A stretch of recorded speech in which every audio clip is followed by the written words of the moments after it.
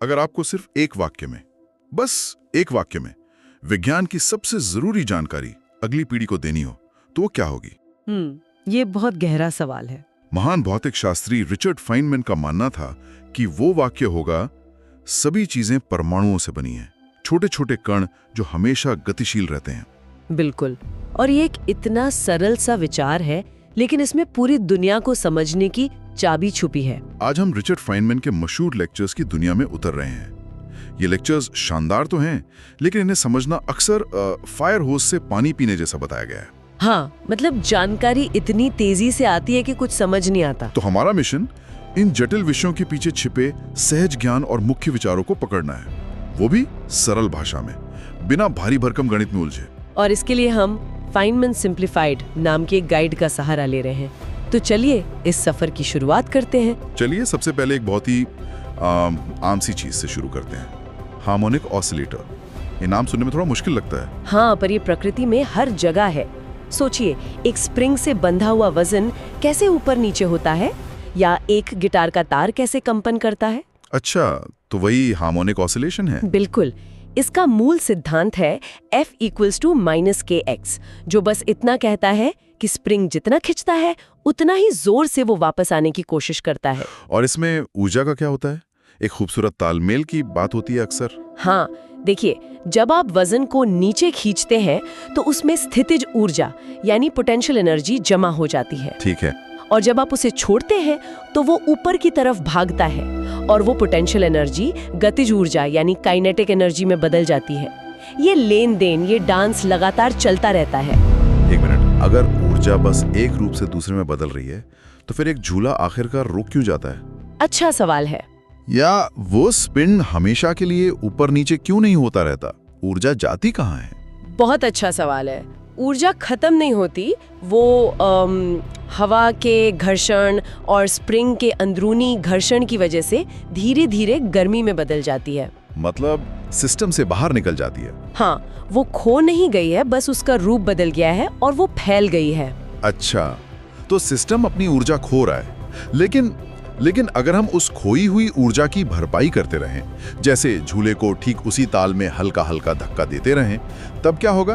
तब कुछ बहुत दिलचस्प होता है। यहीं से अनुनाद या रेजोनेंस का कॉन्सेप्ट आता है।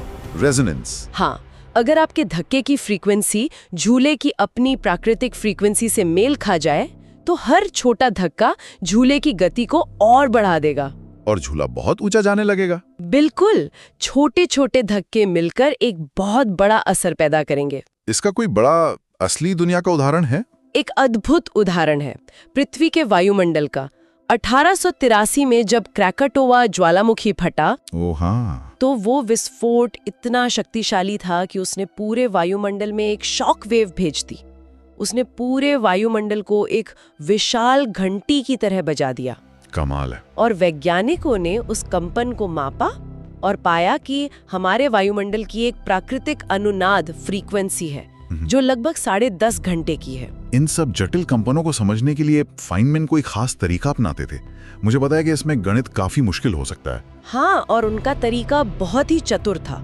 वो इन तरंगों को एक घूमने वाले पहिए की परछाई की तरह देखते थे।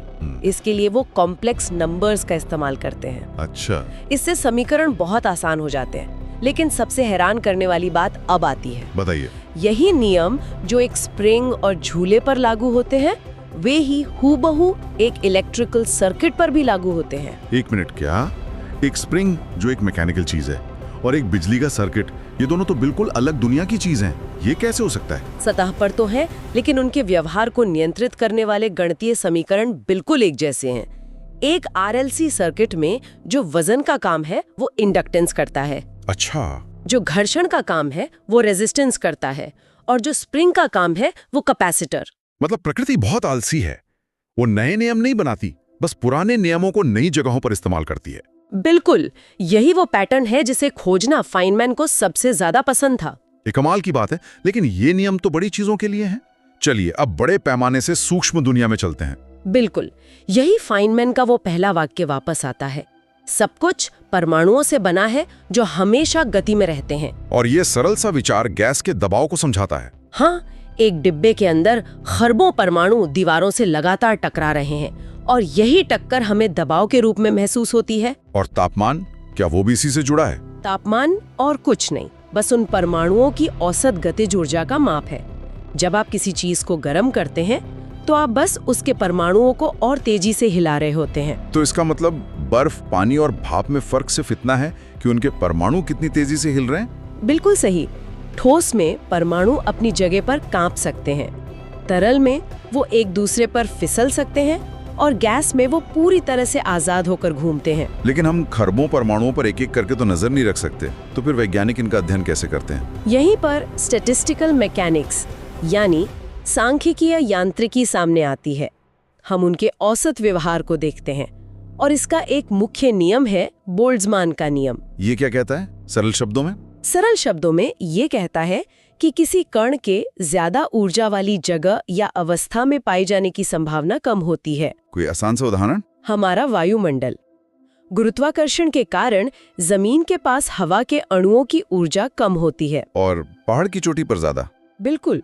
तो बोल्ट्जमान का नियम बताता है कि अणु कम ऊर्जा वाली जगह पर रहना पसंद करते हैं, इसलिए जमीन के पास हवा घनी होती है और ऊपर जाते ही पतली हो जाती है।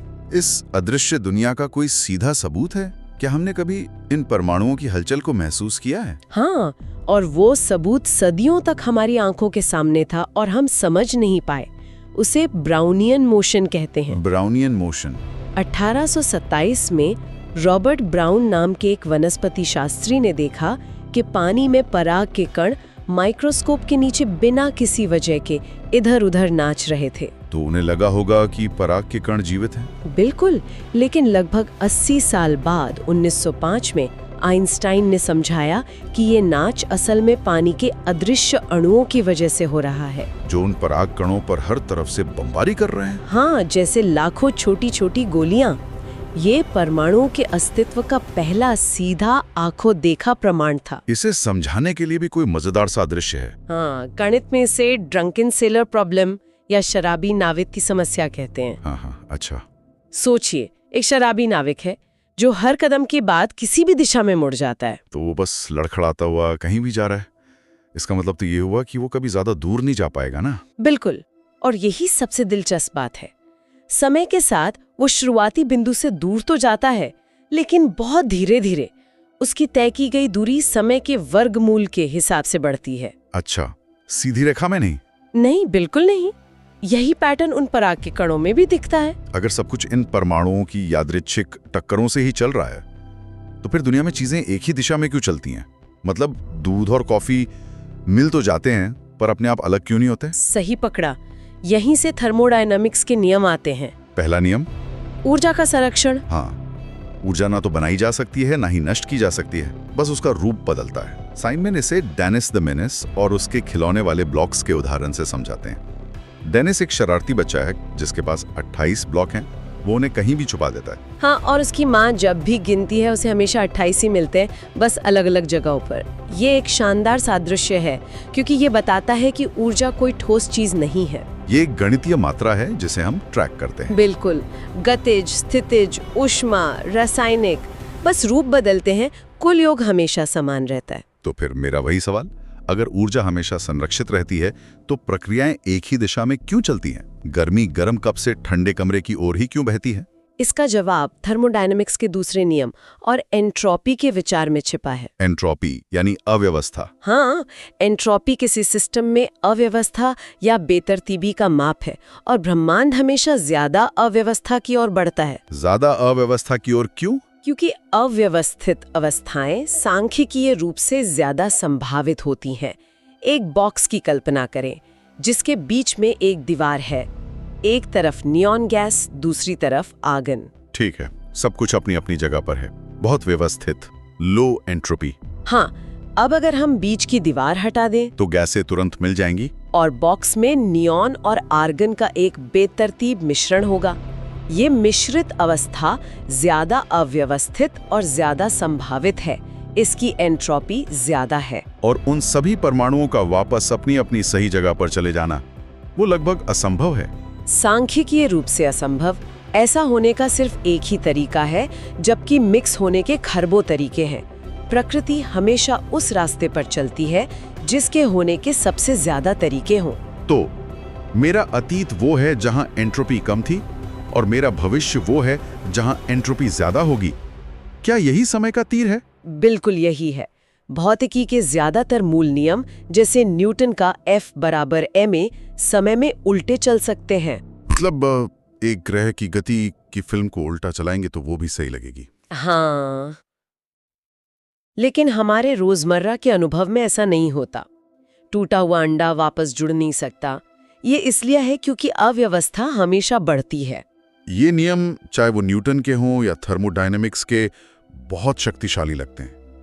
क्या ये कभी कहीं पर विफल भी हुए? हाँ, और जब वे विफल हुए तो एक पूरी नई भौतिकी का जन्म हुआ। 19वीं सदी के अंत में पहला बड़ा उदाहरण था गैसों की विशिष्ट ऊष्मा। यानी किसी गैस का तापमान 1 डिग्री बढ़ाने के लिए कितनी ऊर्जा चाहिए? हाँ, क्लासिकल भौतिकी के अनुसार एक डाई एटॉमिक अणु की विशिष्ट ऊष्मा हमेशा स्थिर रहनी चाहिए, चाहे तापमान कुछ भी हो। लेकिन प्रयोगों ने कुछ और ही दिखाया, है ना? बिल्कुल। प्रयोगों से पता चला कि बहुत कम तापमान पर विशिष्ट ऊष्मा कम होती है।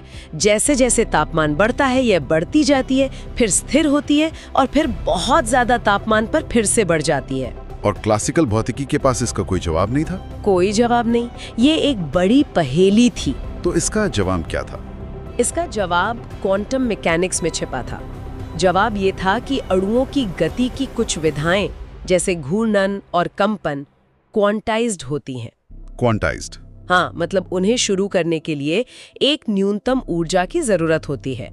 कम तापमान पर अणुओं के पास कंपन शुरू करने के लिए पर्याप्त ऊर्जा नहीं होती, इसलिए वो विधा एक तरह से फ्रोजन आउट जाती है।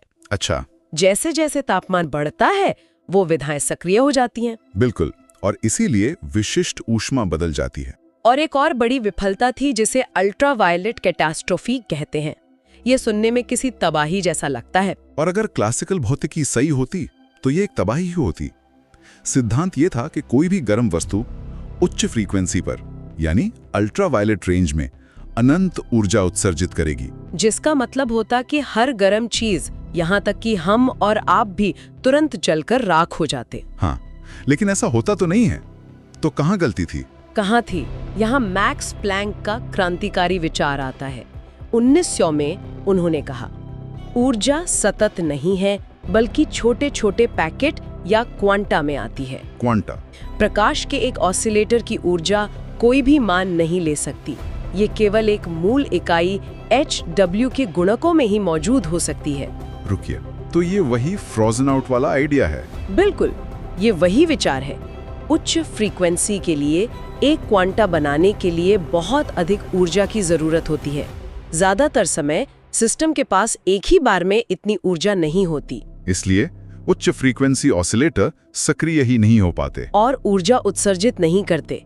इसी एक विचार ने न केवल ब्लैक बॉडी की समस्या को हल किया, बल्कि क्वांटम मैकेनिक्स को भी जन्म दिया। तो इन सब का क्या मतलब है? हमने एक सरल झूले से शुरू किया, ब्रह्मांड के पैटर्न देखे, परमाणुओं की दुनिया में झांका और थर्मोडायनेमिक्स के नियमों को समझा, और अंत में हम क्वांटम मैकेनिक्स के दरवाजे पर पहुंचे। और यही रिचर्ड फाइनमैन की सोच का सार है। अलग अलग दिखने वाली चीजों, जैसे एक स्प्रिंग और एक इलेक्ट्रिक सर्किट, के बीच गहरे संबंध खोजना और ये समझना कि सरल से सवाल जैसे झूला रुक क्यों जाता है, हमारी सोच में क्रांतिकारी बदलाव ला सकते हैं। उन्होंने हमें सिर्फ भौतिकी नहीं सिखाई, बल्कि एक भौतिक विज्ञानी की तरह सोचना सिखाया। फाइनमैन अक्सर एक सवाल पर सोचते थे, अगर थर्मोडायनेमिक्स का दूसरा नियम कहता है कि ब्रह्मांड लगातार ज्यादा अव्यवस्था की ओर बढ़ रहा है, तो ये अभी तक पूरी तरह से अव्यवस्थित क्यों नहीं हो गया? हमारे आसपास इतनी संरचना, इतने तारे, इतनी आकाशगंगाएं और जीवन क्यों है? ये इस बात की ओर इशारा करता है कि शायद इसकी शुरुआत एक बहुत ही व्यवस्थित, यानी बहुत कम एंट्रोपी वाली अवस्था में हुई थी। तो सोचने के लिए एक सवाल ये है, अगर थर्मोडायनेमिक्स का दूसरा नियम सही है, तो ये ब्रह्मांड की शुरुआत यानी बिग बैंग के बारे में क्या कहता है? क्या ब्रह्मांड को शुरुआत में चाबी भरकर एक बेहद व्यवस्थित अवस्था में छोड़ दिया गया था और हम बस उसे धीरे धीरे खुलते हुए और ज्यादा अव्यवस्थित होते हुए देख रहे हैं?